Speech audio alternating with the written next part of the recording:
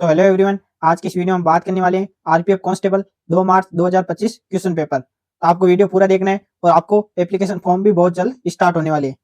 तो हम सबसे पहले बात करने वाले हैं जनरल अवेयरनेस। तो इसमें पहले प्रश्न की बात करें तो औद्योगिक क्षेत्र में उदारीकरण का एक प्रभाव है। रोजगार के कम अवसर, आयात करों में वृद्धि, सरकार का पूर्ण नियंत्रण या प्रतिस्पर्धा में वृद्धि। तो आपको इसका सही जवाब देना है। तो इसका सही जवाब होगा प्रतिस्पर्धा में वृद्धि के कारण औद्योगिक क्षेत्र में उदारीकरण का प्रभाव है। मुंबई दूसरे प्रश्न की बात करें तो मुंबई पर्यटन और संस्कृति को बढ़ावा देने के लिए महाराष्ट्र पर्यटन विकास निगम एमटीडीसी द्वारा प्रतिवर्ष किस माह में एलिफेंटा महोत्सव का आयोजन किया जाता है? पहला ऑप्शन है अगस्त, सेकंड ऑप्शन है जुलाई, थर्ड ऑप्शन है फरवरी या फोर्थ ऑप्शन है जनवरी। तो आपको इसका सही जवाब देना है। तो इसका सही जवाब होगा फरवरी। अब बात करें तीसरे प्रश्न की तो कौन सा त्योहार भगवान जगन्नाथ की पूजा के लिए समर्पित है? दीपावली, बसंत पंचमी, शिवरात्रि या रथ यात्रा। तो आपको बताना है कि भगवान जगन्नाथ की पूजा के लिए कौन सा समर्पित है। तो इसमें रथ यात्रा ऑप्शन सही है, 4 नंबर। अब बात करें चौथे प्रश्न की तो 8 अगस्त 1942 को अखिल भारतीय कांग्रेस कमेटी द्वारा ब्रिटिश शासन की तत्काल समाप्ति की मांग करते हुए पारित प्रस्ताव किस स्थान पर घोषित किया गया था? तो आपको बताना है कि ब्रिटिश शासन की तत्काल समाप्ति के लिए किस स्थान पर प्रस्ताव पारित किया गया था? नागपुर, अहमदाबाद, अमृतसर या बॉम्बे। तो इसमें ऑप्शन सही जवाब होगा 4 नंबर बॉम्बे। पांचवें प्रश्न देखें तो सितंबर 1962 से 30 अक्टूबर 2024 तक भारत में औसत नगद आरक्षित अनुपात सीआरआर कितना था? ऑप्शन 1 है 3%, ऑप्शन 2 है 4.5% या ऑप्शन 3 है 4.2% या ऑप्शन है 4 है 4%। तो इसका सही जवाब होगा ऑप्शन 4 नंबर 4%। अब बात करें छठवें प्रश्न की तो भारत संविधान के अनुसार भारत के उपराष्ट्रपति का चुनाव कौन कराता है? भारत की संसद, भारत का निर्वाचन आयोग, सभी राज्यों की विधानसभाएं या सभी राज्यों की विधान परिषद। तो भारतीय संविधान के अनुसार उपराष्ट्रपति का चुनाव कौन कराता है? तो इसमें ऑप्शन 2 सही होगा, भारत का निर्वाचन आयोग। तो बात करें सातवें प्रश्न की तो 1991 में किस वित्त मंत्री ने सुधार की एक श्रृंखला शुरू की जिसने भारतीय अर्थव्यवस्था को मुक्त कर और देश को मजबूत विकास पथ पर आगे बढ़ाया? ऑप्शन पहला है चंद्रशेखर, ऑप्शन दूसरा है पी चिदम्बर, ऑप्शन तीसरा है यशवंत सिन्हा, ऑप्शन चौथा है मनमोहन सिंह। तो आपको बताना है कि इसका ऑप्शन सही जवाब क्या होगा।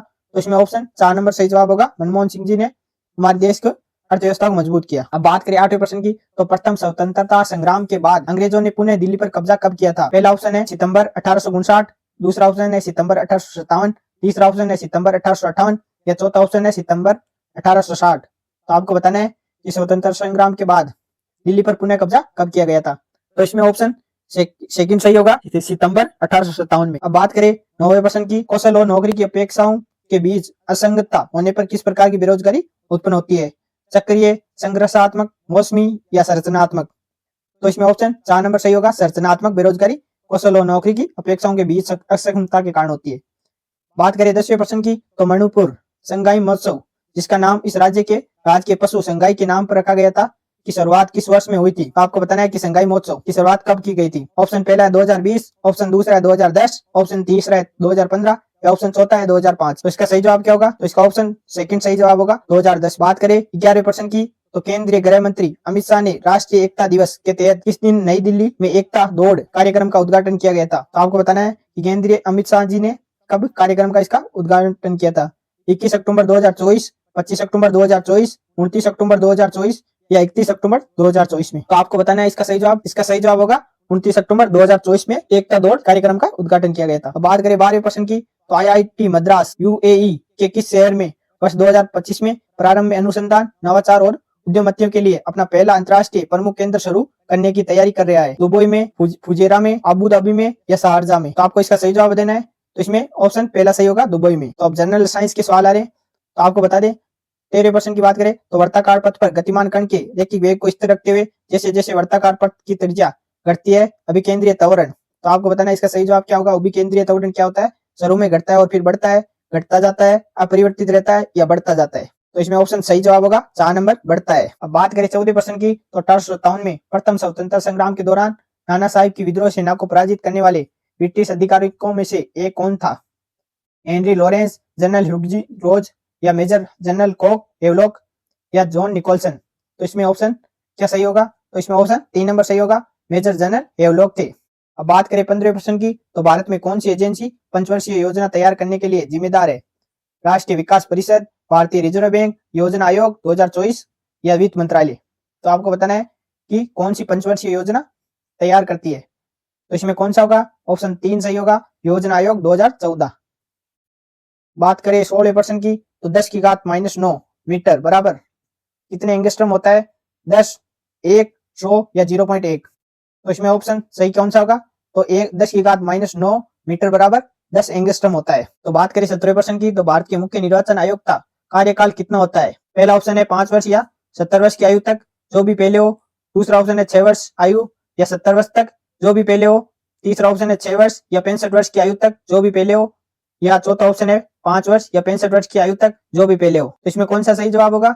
तो इसमें ऑप्शन 3 सही होगा, 6 वर्ष आयु या 65 वर्ष की आयु तक, जो भी पहले हो। बात करें 18% की, तो 21 सितंबर 2024 को विलियमिंगटन डेवोलियर में राष्ट्रपति जोसेफ आर बाइडेन जूनियर ने चौथे क्वाड लीडर शिखर सम्मेलन की मेजबानी की। शिखर सम्मेलन के दौरान चर्चा की गई क्वाड की पहलों में निम्नलिखित से कौन सा क्षेत्र फोकस नहीं था? तो नहीं था समुद्री सुरक्षा का मजबूत करना, सैन्य रक्षा सहयोग, साइबर सुरक्षा विकास या जलवायु परिवर्तन प्रक्रिया। तो इसमें कौन सा सही जवाब होगा? तो इसमें ऑप्शन दूसरा सही जवाब है, सैन्य रक्षा सहयोग। अब बात करें 19वें प्रश्न की, तो ग्रामीण क्षेत्रों में महिलाओं और बच्चों का विकास DWCRA कार्यक्रम वर्ष में प्रारंभ किया गया था। तो कब प्रारंभ किया गया था? तो 1985 में, 1982 में, 1981 में या 1980 में। तो इसका सही जवाब क्या होगा? तो इसका सही जवाब होगा 1982 में शुरू किया गया था।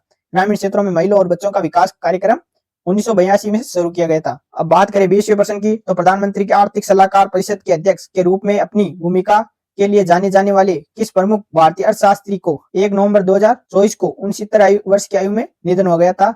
रघुराम राजन, विवेक देबरॉय, मनमोहन सिंह या सी रंगराजन। तो इसका सही जवाब क्या होगा? तो इसका सही जवाब होगा विवेक देबरॉय का निधन हुआ था। अब बात करें 21वें प्रश्न की, तो मौर्य काल के दौरान निम्नलिखित में से किस अधिकारी को आक्राध्यक्षक के नाम से जाना जाता है? बाजार के अधीक्षक, कृषि के प्रभारी अधिकारी या लोहे के अधीक्षक या खानों के अधीक्षक। तो इसमें सही जवाब क्या होगा? तो इसमें सही जवाब होगा खानों के अधीक्षक को आक्राध्यक्षक के रूप में जाना जाता है। तो बात करें 22वें प्रश्न की, तो मालवा का पठार खालिस्तान नदी के उत्तर में स्थित है। किस नदी के उत्तर में स्थित है? सोन नदी, लूणी नदी, नर्मदा या ब्यास। तो आपको इसका सही जवाब क्या होगा? मालवा का पठार नर्मदा नदी के उत्तर में स्थित है। ऑप्शन नंबर 3 सही है। तो बात करें 23वें प्रश्न की, जिन क्षेत्रों में बच्चों का विकास होता है वे हैं, क्या है? शारीरिक, मनोवैज्ञानिक, सामाजिक, सांस्कृतिक या लैंगिक। तो इसमें ऑप्शन कौन सा सही जवाब होगा? केवल 1, 2 और 3, केवल 1, 2 और 4, केवल 1, 2, 3, 4 या केवल 2, 3, 4।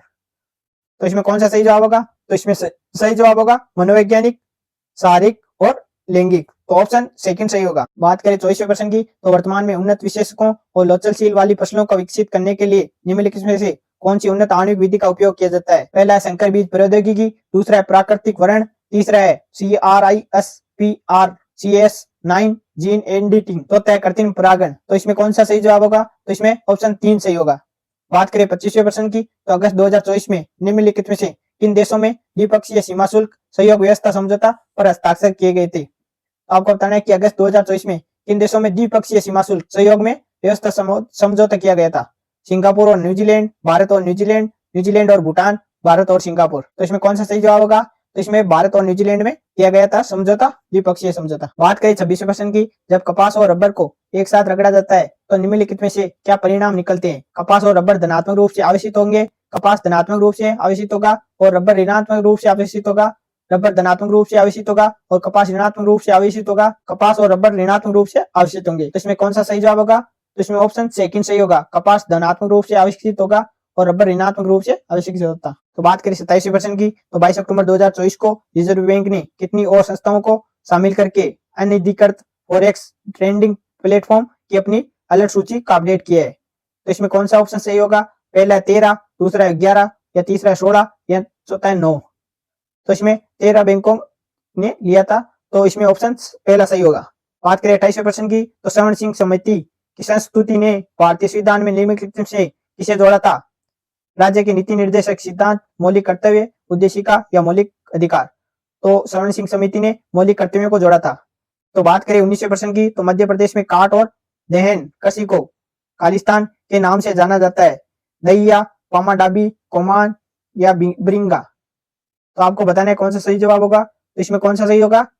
तो इसे दहिया के नाम से जाना जाता है। तो बात करें 30वें प्रश्न की, तो कानो चक्र का तीसरा चरण होता है कौन सा उत्कर्णीय रुद्धोष्म प्रसार, उत्कर्णीय समतापी संपीड़न, उत्कर्णीय समतापी प्रसार या उत्कर्णीय रुद्धोष्म संपीड़न?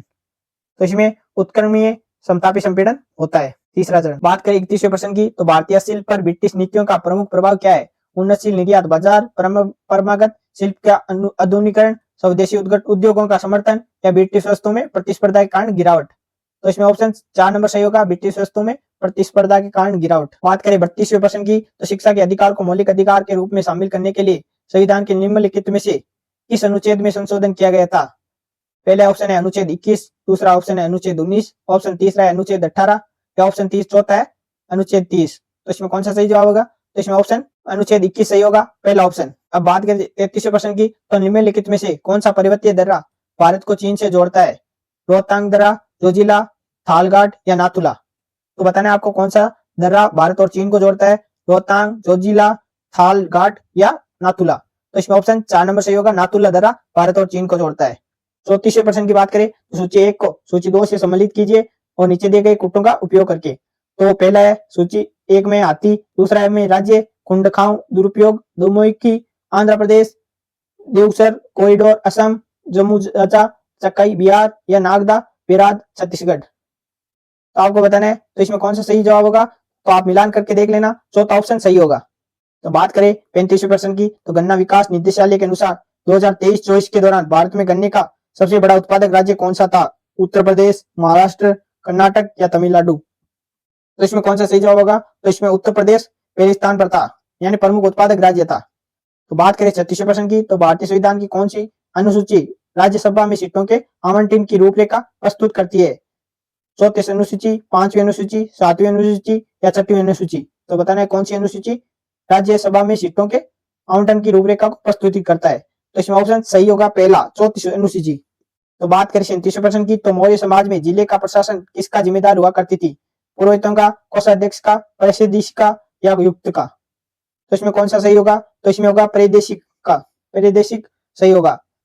तो बात करें 38वें प्रश्न की, तो अक्टूबर 2024 में एचडीएफसी बैंक ने आधिकारिक तौर पर HDFC education and development services private limited में अपनी 100% हिस्सेदारी वामा सुंदरी इन्वेस्टमेंट को 192 करोड़ बेचने की घोषणा की। लेन देन के लिए प्रति शेयर की कीमत बतानी है, तो कौन सी कितनी होगी? तो 9.60 प्रति शेयर होगी कीमत। बात करें 39वें प्रश्न की, तो अनुच्छेद 36 से 51 में जिसके अंतर्गत राज्य की नीति निर्देशक सिद्धांत शामिल है, संविधान के किस भाग में अंतर्गत दिए गए हैं? भाग पहला ऑप्शन में भाग 5, दूसरे में 2, तीसरे में 3 और चौथे में भाग 4। तो इसमें कौन सा सही जवाब होगा? तो इसमें डी ऑप्शन सही जवाब होगा, भाग 4 है। बात करें 40वें प्रश्न की, तो 3 फरवरी 1925 को भारत में पहली इलेक्ट्रॉनिक ट्रेन किन 2 स्टेशनों के बीच चली थी? बॉम्बे विटी व कुल्ला हाबर, दिल्ली और आगरा, हावड़ा और रानीगंज और चेन्नई और बेंगलुरु? तो कौन से 2 प्लेटफॉर्म के बीच चली थी? बॉम्बे विटी तो कुल्ला हार्बर। बात करें 41वें प्रश्न की, तो कौन सा राज्य नीति निर्देशक सिद्धांत कार्य के लिए न्याय संगत और मानवीय परिस्थिति के प्रावधान पर केंद्रित है? तो पहला ऑप्शन है अनुच्छेद 50, दूसरा ऑप्शन है अनुच्छेद 47, तीसरा ऑप्शन है अनुच्छेद 51 या चौथा ऑप्शन है अनुच्छेद 42? तो इसमें कौन सा सही जवाब होगा? तो इसमें ऑप्शन सही होगा 4 नंबर, अनुच्छेद 42। बात करें 42वें प्रश्न की, तो कारकोरम पर्वतमाला निम्नलिखित में से किस क्षेत्र में होती है? दक्षिण भारत, उत्तरी पूर्वी भारत, उत्तरी भारत या पूर्वी भारत? तो इसमें ऑप्शन सही जवाब क्या होगा? तो इसमें ऑप्शन 3 नंबर सही होगा, उत्तरी भारत। बात करें 43 प्रश्न की, तो 1857 के विद्रोह में महिला की भूमिका के बारे में निम्नलिखित में से कौन सा कथन सही है? पहला ऑप्शन है केवल झांसी की रानी लक्ष्मीबाई ने विद्रोह भाग लिया था, दूसरा ऑप्शन है रानी लक्ष्मीबाई और बेगम हजरत ने महल जैसी महिलाओं में प्रमुख भूमिका निभाई थी, तीसरा ऑप्शन है महिलाओं ने किसी भी स्तर पर विद्रोह में भाग नहीं लिया था, चौथा ऑप्शन है विद्रोह में महिलाओं को अंग्रेजों का समर्थन करने के लिए विवश किया गया था। तो इसमें ऑप्शन सेकंड सही होगा, रानी लक्ष्मीबाई और बेगम हजरत महल जैसी महिलाओं में प्रमुख भूमिका निभाई थी। बात करें 44 प्रश्न की, तो भारत सरकार ने 1 जुलाई 2024 से कितने नए आपराधिक कानून पर लागू किए गए? तो ऑप्शन पहला है 5, ऑप्शन सेकंड है 4, ऑप्शन थर्ड है 2 और ऑप्शन 4 है 3। तो ऑप्शन 4 सही होगा, 3 नंबर। बात करें 45 प्रश्न की, तो राजस्थान का गणगौर त्योहार जो देवी पार्वती को समर्पित है कितने दिनों तक मनाया जाता है? पहला ऑप्शन है 15, दूसरा ऑप्शन है 18, तीसरा ऑप्शन है 21 या चौथा ऑप्शन है 12? तो इसमें कौन सा होगा? गणगौर का त्योहार कितने दिन मनाया जाता है? तो 18 ऑप्शन सही है, दूसरा ऑप्शन सही है। बात करें 46वें प्रश्न की, तो दिसंबर 2024 में भारतीय रिजर्व बैंक ने आरबीआई ने वित्तीय क्षेत्र में जिम्मेदारी और नैतिक एआई अपनाने के लिए एक रूपरेखा विकसित करने हेतु 8 सदस्यीय समिति का स्थापना की। इस समिति के अध्यक्ष कौन है? उसका भट्टाचार्य, उर्जित पटेल या अरविंद सुब्रमण्यम या रघुराम राजन? कौन थे? तो ये पुष्कर भट्टाचार्य थे। अब बात करें 47% की, तो 13 अगस्त 2024 को कैनबरा में भारतीय ऑस्ट्रेलिया समुद्री सुरक्षा वार्ता को निम्नलिखित में से कौन सा संस्करण आयोजित किया गया था? ऑप्शन पहला है पहला, ऑप्शन दूसरा है छठा, ऑप्शन तीसरा है तीसरा या ऑप्शन चौथा है चौथा। तो इसमें ऑप्शन कौन सा सही होगा? सेकंड, छठवा। बात करें 48% की, तो जीएम ने चेन्नई ग्रेड मास्टर का खिताब जीता। विविदित गुजराती, पेंटाल हरिकृष्णन, प्रज्ञनाथ आर या अरविंद विदम्बर? तो कौन थे? तो अरविंद चिदम्बरम ने जिम खिताब जीता। बात करें 50% की, तो नवंबर 2024 में आरबीआई ने निम्नलिखित में से किस गैर बैंकिंग वित्तीय कंपनी का पंजीकरण प्रमाण रद्द कर दिया?